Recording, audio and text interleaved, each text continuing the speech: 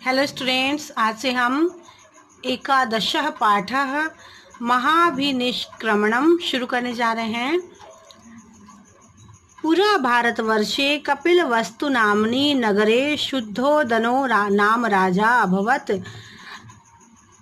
प्रस्तुत पाठ जो है, यह पाठ सिद्धार्थ के जीवन का अंश है। सिद्धार्थ जैसे कि बाद में जिन्हें भगवान बुद्ध के नाम से जो प्रसिद्ध हुए, तो पुराने समय में भारतवर्ष में कपिलवस्तु नाम की नगरी थी और उस नगरी के जो राजा थे उनका नाम शुद्धोदन था।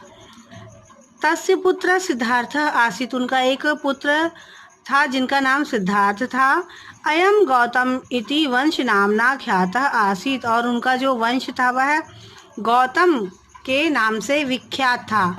सिद्धार्थः सांसारिक भोगानां नश्वरतां प्राणिनां कष्टानि च अवलोक्य राज्य भोगात विरक्तः जातः।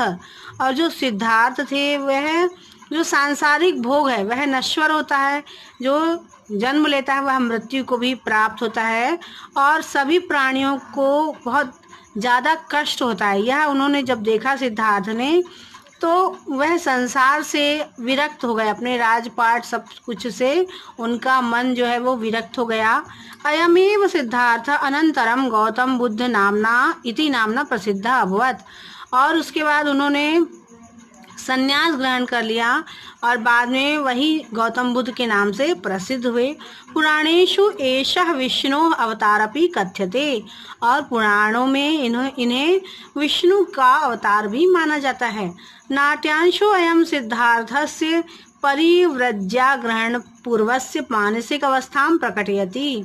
इस नाट्यांश में सिद्धार्थ के संन्यास ग्रहण करने के पूर्व जो मानसिक अवस्था थी उसी को दर्शाया गया है इस नाटक में। तो चलिए हम इस नाटक को पढ़ते हैं।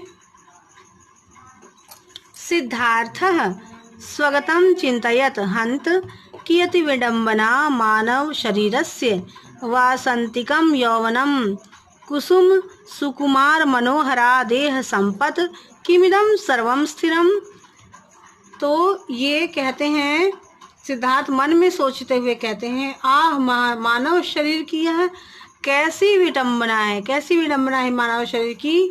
वसंत की तरह जवानी, फूल की तरह कोमल और सुंदर शरीर, क्या ये सब स्थिर हैं या क्या ये सब हमेशा के लिए स्थिर रहने वाले हैं।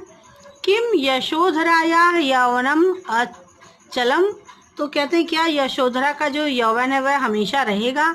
किम जरा व्याधिर मृत्युश्च मदीया अंतःपुर परिचारिका, कि क्या बुढ़ापा रोग और मृत्यु मेरे अंतःपुर की सेविकाओं पर भी आक्रमण नहीं करेंगे। कदापि ना क्रमिष्यन्ति, क्या कभी भी आक्रमण नहीं करेंगे, क्या वे हमेशा ऐसी ही रहेंगी। किमेता न जानन्ति यद्यौवनम चपलम जरा रूपम नाशिष्यति, तो वो कहते हैं कि क्या ये नहीं जानती कि यौवन चंचल है और समय जो है, जो बुढ़ापा है, वह इनके रूप को नष्ट कर देगा।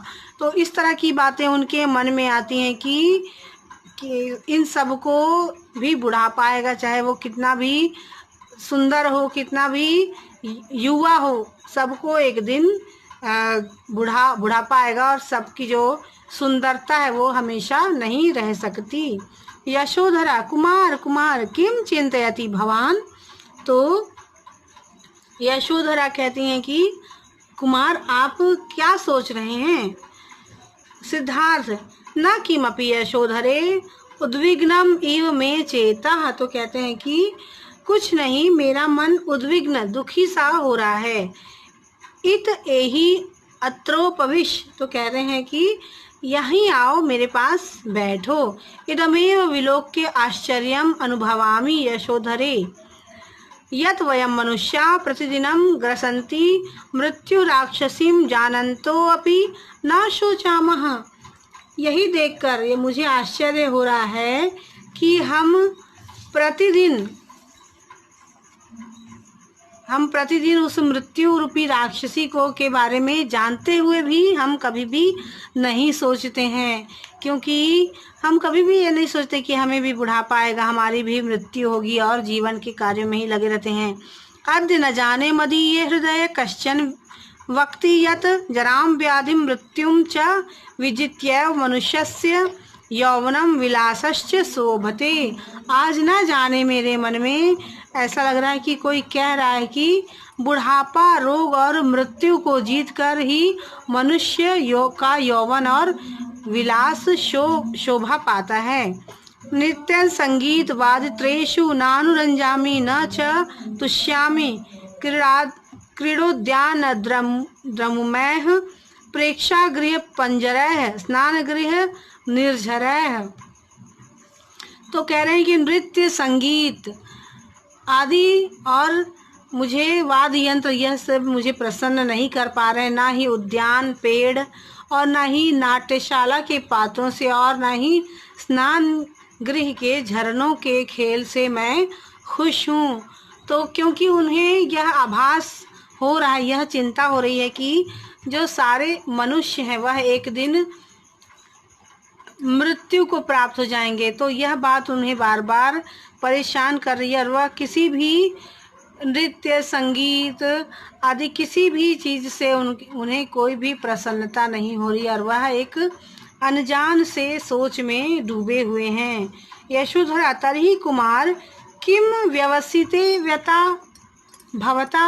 तो कह रहे हैं कि तो कुमार आपको क्या चाहिए। जब वो कहते हैं कि मुझे किसी भी चीज़ से मुझे खुशी नहीं हो रही है, मैं अपने आप को स्थिर नहीं कर पा रहा हूँ मेरे मन को, तो कहती हैं यशोधरा कि तो आपको क्या चाहिए फिर। सिद्धार्थ इदमेव वाच्छामि यशोधरे यद्धुना परिव्राजको भूत्वा मृत्योर्निग्राह तपश्चर्यम। तो कहते हैं कि यशोधरा मैं यही चाहता हूँ कि अब सन्यासी बनकर और तपस्या करके मैं मृत्यु को पराजित करूं, है ना। तो वह समझाते हैं कि मैं चाहता हूं कि मैं इन सब को मैं हराना चाहता हूं, तपस्या करके मैं इन सब पर विजय पाना चाहता हूं। यशोधरा किमिदं भाषते भवान परिव्रज्यायाः नायं समयः। तो वह कहती हैं कि यह आप क्या कह रहे हैं, यह समय संन्यास का नहीं है। कतिपय मासेभ्यः पूर्वमेव तु भवान शाक्य वंशधरस्य कुमार राहुलस्य जनकः संजातो अस्ति। तो कह रहे हैं कि कुछ महीने पूर्व ही तो आप शाक्य वंशधर कुमार राहुल के पिता बने हैं। अगच्छतु भवान अद्य कुमार राहुलस्य अभिनिष्क्रमण संस्कारः। तो कहती हैं कि आइए आज राहुल का अभिनिष्क्रमण संस्कार है, आप इस समय ऐसी बातें क्यों कर रहे हैं। तो स्टूडेंट्स आज के लिए इतना ही। अपनी अगली क्लास में हम इस पाठ के आगे का भाग पढ़ेंगे और इस पाठ के कठिन शब्दों को आप अपनी नोटबुक में नोट कर लीजिएगा।